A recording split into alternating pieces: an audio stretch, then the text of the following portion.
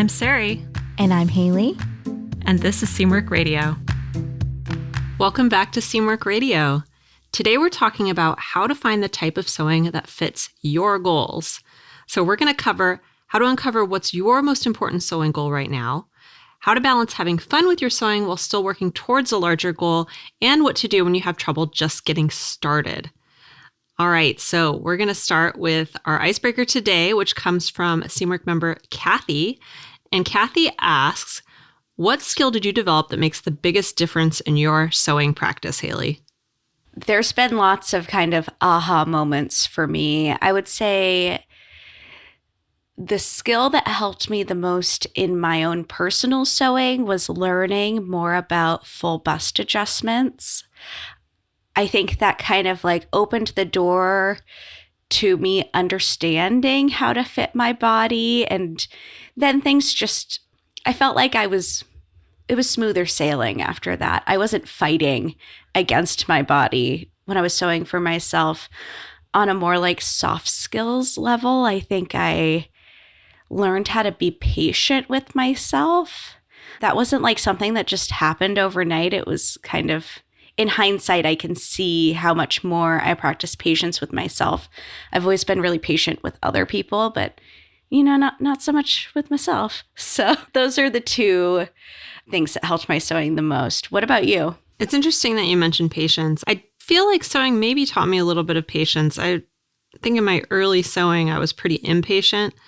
But I think when I took up knitting, that really, I've probably mentioned this before on the podcast, but I think knitting really helped me with patience because it takes so long to complete a knitting project.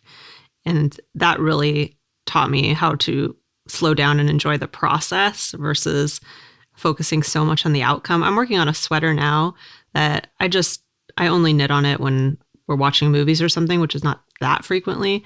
And it's just been months and months and months, and I still haven't even started the sleeves yet. So it's definitely a different mindset. I think for me, the skill that came to mind when thinking about this was learning how to use a serger when I got my first serger, because I always kind of struggled with the fact that I hadn't even really gotten into sewing with knits that much at that point, but I'd always struggled with the fact that the clothing I made never looked as clean and professional as clothing you could buy because it wasn't finished in the same way as ready to wear. Although I think you can do some really lovely finishes without a serger. At the point where I got the serger, I wasn't really maybe as aware of those.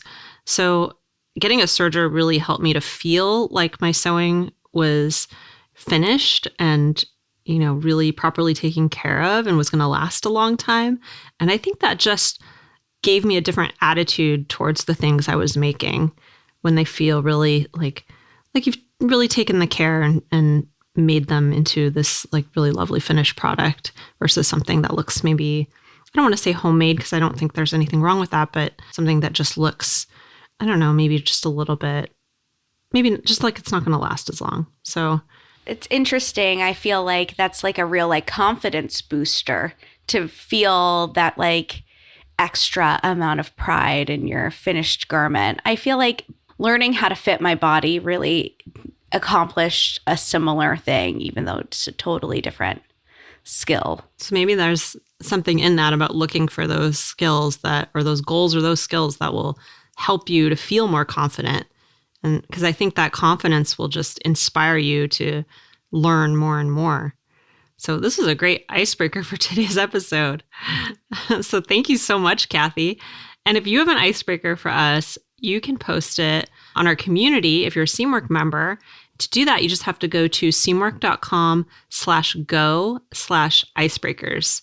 And there you'll find a community post where you can share any ideas you have for future icebreakers. So we'd love to hear your questions for us. All right, so let's get into our topic for today, Haley. So you might have certain sewing goals in mind, but it's easy to get distracted, I think, by fun things like just buying fabric or getting the latest pattern, or maybe even just a project that you see that you want to make right now. And I think we all kind of experience that.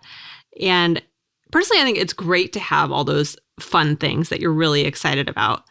I love that. I love like just coming up with an idea and sewing it up in an afternoon, or maybe like coming across a fabric that's in my stash that I'm really excited about and want to make something with, or, those ideas that just come to you, or even just finding a great fabric online and buying it and sewing it up as soon as it comes in the mail. That's tons of fun. But I think the problem comes when you end up dissatisfied with your sewing over the long term because of all of those distractions. And because you're enjoying all these little projects so much, you're not really focusing on building your skills in the way that maybe you wanted to. And so it's really, I think, a balancing act between understanding what projects are going to help you to get to where you want to go with your sewing, and also still having fun and still being able to do those things that just come to mind really easily on an afternoon, or, whatever it is for you. So maybe we could kick this off and talk about our own goals. So Haley, do you have a recent sewing goal that you've accomplished maybe that we could talk about? Yeah, what comes to mind for me is I've always been just totally horrible at doing alterations for myself. I am notorious for having like a little like stash of garments in the corner of my closet that I say that I'm going to alter and then I never do. And it's been a real goal of mine over the past year or two to be better about actually doing those alterations. And I've been a lot better at it recently because I'm just trying to be less wasteful throughout all of my life. And so I feel like it's been a little bit more top of mind for me. Alterations are definitely one of the things that I struggle with too. It's not as fun. They're not as fun, which is why I never do them. But you know what? I'm really learning to appreciate the satisfaction of the end product and being able to wear something that I wasn't able to wear before. And I think that giving something new life has just been really like fun and inspiring to me. Even if the process isn't like my most favorite thing in the world, the result is awesome. So that's something a sewing goal I've had that I have been kind of actively accomplishing. What about you? To be honest with you, like I haven't really made a lot of progress. I don't have like a ton of sewing goals right now, but I think one that I do have is just to sew more often, and I'm working on that. I wouldn't say I've accomplished it. I have in small ways. I've kind of made a lot of like small things for gifts or for the house, just little things. I aren't really like big projects, so maybe they're not exciting. I don't even post them on the community or anything because they're so small. But it's a good way for me to kind of get back into the swing of things after a little bit of I haven't really taken a hiatus, just like kind of a slowdown for a while, mostly just due to time. So I guess it's as a goal I wouldn't say I've accomplished, but it's one that I'm glad that I've made progress on it. Is there a goal that you feel like you just cannot make progress on? There's one thing that comes to mind for this. I don't know if I haven't made as much progress as I want on it. I've been buying up like all these, I think I've mentioned it on the podcast already, but I've been buying up all these old sewing books on heirloom sewing, like books from the 70s and the 80s. And it's so fun. I love looking through them, and I have all these ideas for projects I want to make with them. And the main thing that I want is to make like a really pretty nightgown with some fancy details on it. I don't know why. I just like had this vision of having like a really fancy like cotton heirloom nightgown.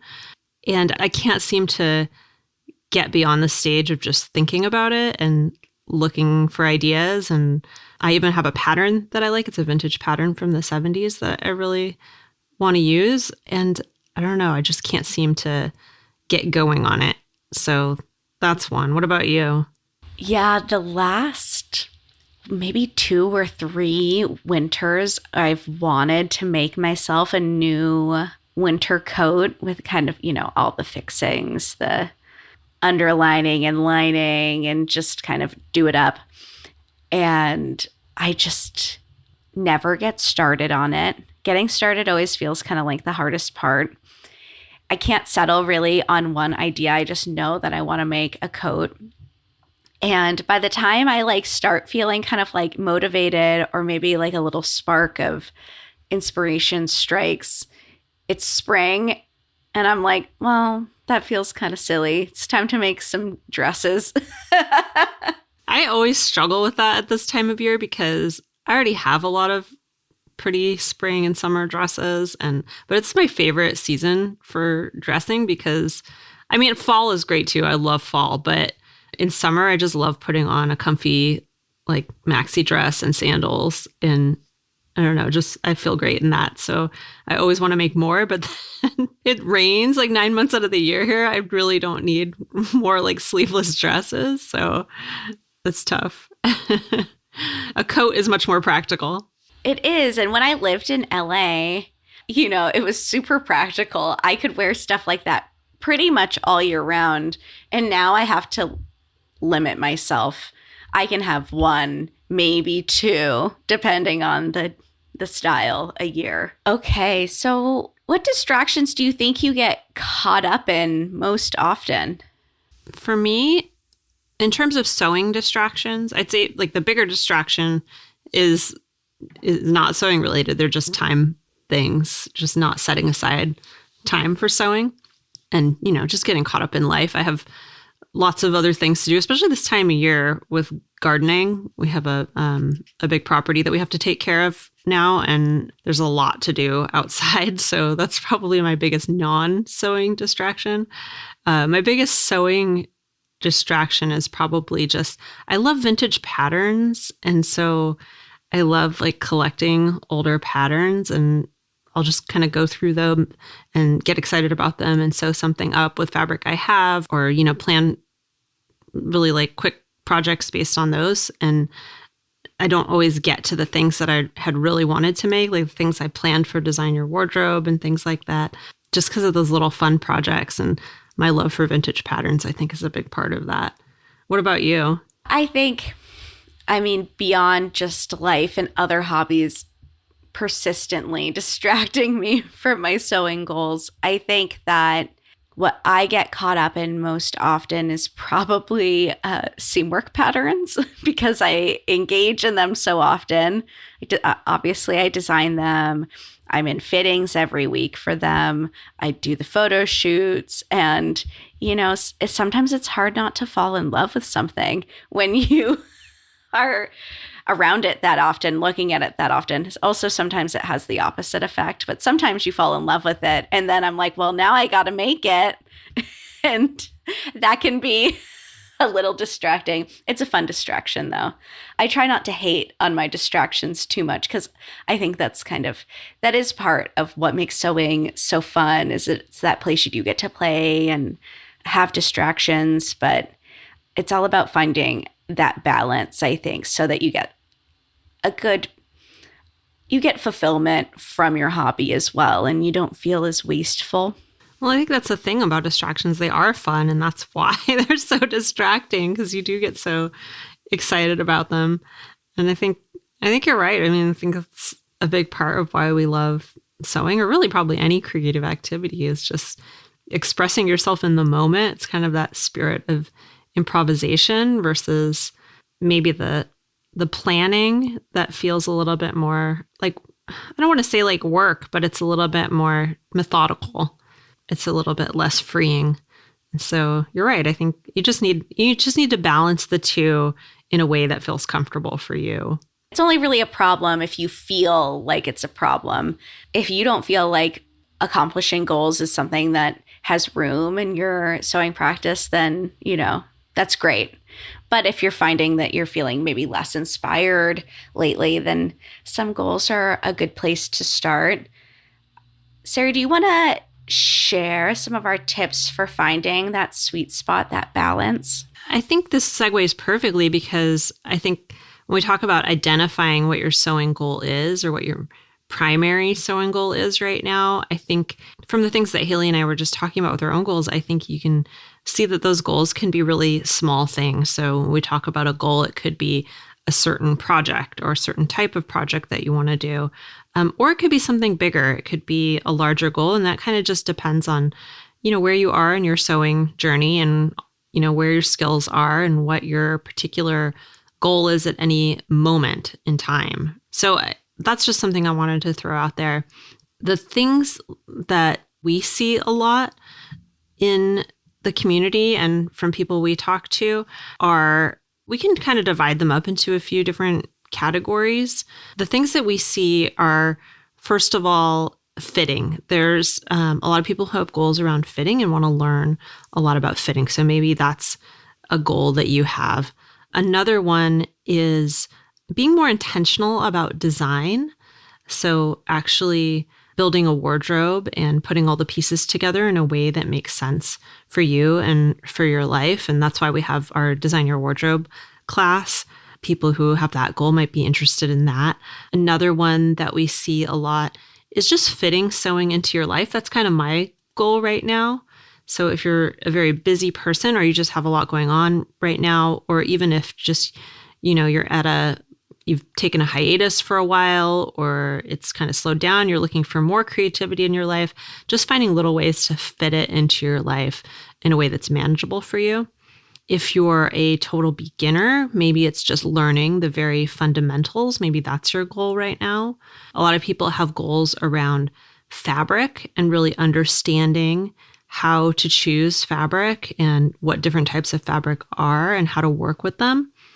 And then other people have goals that are really just about building skills. And that could just be something generally like, I want to get my skills to this certain point where I could make this type of project, or it could be a certain skill that you really want to get better at, whether it's, sewing with knits, or I want to learn, really feel confident with installing zippers or whatever it is. It could be something like that. Or you might just have a more specific sewing goal, like some of the ones that Haley and I mentioned, like a certain type of project maybe you want to make. And that's your goal, is just to get to that point. So those are kind of the types of goals that we've seen. And if you need help kind of figuring that out in your own mind, we have a quiz that can help you with that. We'll put a link in the show notes for that, and so you can find it. But you can also just go to our website and find it there. If you just go to seamwork.com, you'll see it.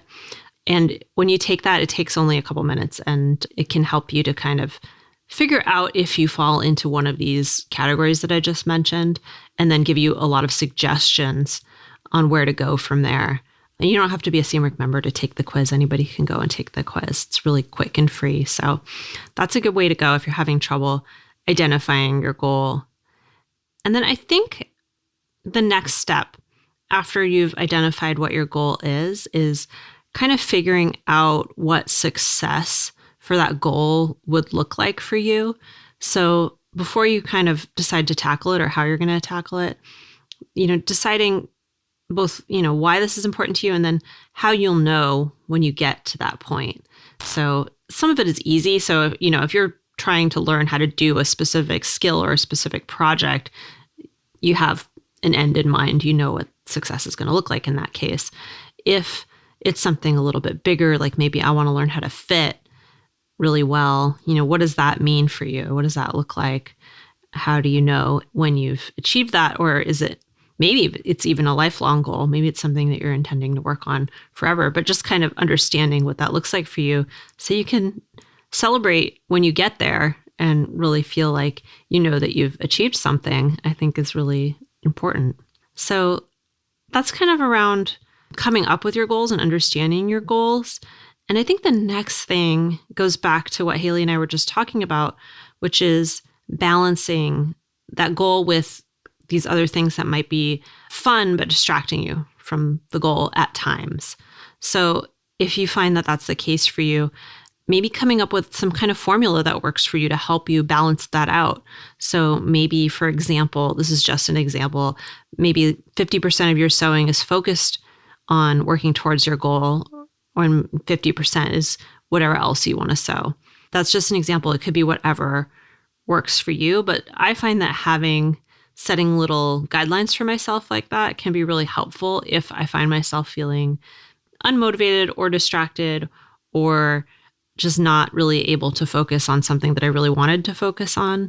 That can be helpful for me. So that's an idea you can take. Next, I'd say one thing that has been helpful for me is just creating a small sewing queue for myself and having certain projects in mind for my next few projects. I think that really, really helps me to feel a little bit more methodical than I might otherwise be. And we kind of go through this in Design Your Wardrobe. I mean, all of Design Your Wardrobe kind of builds up to you creating a sewing queue for yourself for the season that helps you to build your wardrobe. So that whole process is kind of built around that. But I think even if you have even just, take the next 3 projects you want to sew, either, print them out or put the patterns somewhere together so you kind of have them in front of you. And then you can always work in other things. It doesn't mean you have to be, religious about it, but having those in some kind of an order can really, I think for me, it helps me to stay a little bit more focused on whatever it was I was trying to do. So that's another one. I think it's particularly helpful if your goal is around building a more intentional wardrobe, but it can be helpful for really any of these goals, I think. And then the last tip I wanted to share is one that goes back to something we touched on a little bit earlier in our discussion, which is how difficult it can be just to take the first step in a project or a bigger goal. I have found this with the project I was talking about as a goal right now, which is, making a really fancy nightgown. I just can't seem to get started on it. And what I find, this is applicable to not just to sewing, but this is like a little trick that I use for pretty much everything in my life. But figuring out what like really tiny little thing I need to do to get started has really, really helped me. So I always use the example of like, if you have trouble flossing every day, for example, instead of, just telling yourself, okay, I have to do this every day, or setting a reminder on your phone, or kind of forcing yourself into it, you just find the tiniest step you need to do. And for me, that was when I take out my toothbrush, I take out the floss at the same time and I put it on the counter. And it's like this really, really tiny physical thing that I do that helps me remember to do the next step. And so just like taking that first making it as small and as quick as possible just really, really helps me to get started. So that's something that you can try. It's been really, really helpful for me. I think for my nightgown project, for example, I guess I've done a lot of the planning stuff. The part I'm having trouble even approaching is just even buying, supplies for it, like buying fabric and deciding exactly what details I want to do. So maybe the next step is just to write down the place that I'm going to buy the fabric from, or something that small will just kind of push me into the next phase, if that makes sense. Does that make sense, Haley? Yeah, totally. I'm now thinking of what I need to do for my coat project. I really need to design it. I got to figure out the design. So yours might just be take out a piece of paper. That's all I need to do right now. Take out a piece of paper. I also need to floss now, because something about me is that when someone mentions flossing, it gives me the intense urge to drop everything and go floss. I went to this event last night and there was pizza with kale on it. And I ate a piece, and the entire time, and then we were doing this like round robin icebreaker thing. And I was just like convinced I must have kale in my teeth. I kept like running my tongue over my teeth and like drinking tons of water. And then I went to the bathroom afterwards, and yes, I had a tiny piece of kale like right between my 2 front teeth. I was like, I knew it. I couldn't feel it, but I knew it had to be. It happens to everyone. I'm that person who will tell anyone I don't even know, the clerk at the grocery store, hey, you got something. All right, so I'm going to do a little recap since we went over a lot of great tips today. So these are kind of tips, but they're also in a sequence. They're kind of steps. So step 1 is to identify your current primary sewing goal. If you're having a little trouble with that, you can definitely check out our sewing quiz, because that can help you to kind of determine what category you fall into. And just to recap, those categories that we've found in our experience. There's fitting, there's wardrobe planning, there is fitting sewing into your life. There's just plain learning how to sew, learning the basics, learning more about fabric, more skill-based things like knits or zippers. And then there's also more specific goals like the ones Sarai and I personally have right now. Step 2 is identifying what success looks like for you. Step 3 is creating that formula that works for you to achieve that balance of achieving your goals and all of the fun frosting stuff you want to do in between. Step 4 is creating a sewing cue for yourself. And step 5 is to help you get started. Just break down your goal into one small micro first step. It doesn't even have to be big. It can be setting the floss on the counter, as Sarai put it. And again, if you want to learn more about this, if you want a little help identifying your goal, your style, you can take our sewing quiz. It is totally free on our website, and it helps you learn what kind of sewer you are based on your own unique goals and personality. And it helps you to identify kind of what's most important to you right now, because this can kind of change over time. What my goal is now is not what my goal was a few years ago. It only takes a couple minutes, and you can find it at seamwork.com/quiz. That is seamwork.com/quiz.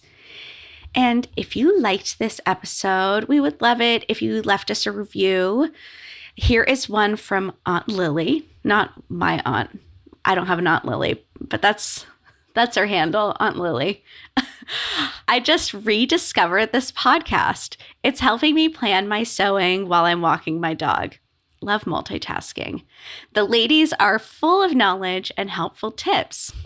Thanks, Aunt Lily. You can be my honorary Aunt Lily. We appreciate you, and we appreciate all of the people who have left us a review or rated us. It is so helpful to us. It helps other people who like listening and chatting about sewing to find us. So we would love, love, love if you could go ahead and do that if you haven't already. And if you like us so much that you want more of us, you can also follow us on YouTube at Seamwork Video. You can follow us on Instagram at Seamwork, just plain Seamwork. And if you'd like to join Seamwork and become part of our private community, plus get access to tons and tons of sewing patterns, there's hundreds and dozens of sew-along classes, podcast listeners get 50% off. And that's a lifetime discount when you join at seamwork.com/go/podcast50. That is seamwork.com/go/podcast50. All right. Thanks so much for joining us this week, and we will see you next week. I'm Sarai. And I'm Haley. And this is Seamwork Radio.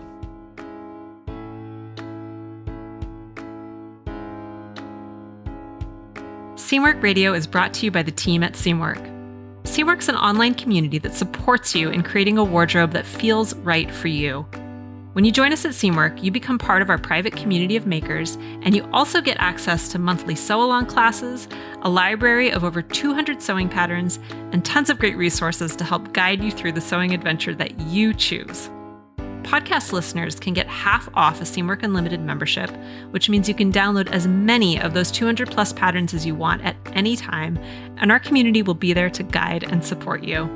If you'd like to join us for half off, just visit seamwork.com/go/podcast50. You can also find us on Instagram at Seamwork, or visit our YouTube channel, which is called Seamwork Video. We love hearing from you, so let us know if there's a topic or a personal story that you'd like us to cover. Thanks for listening to Seamwork Radio.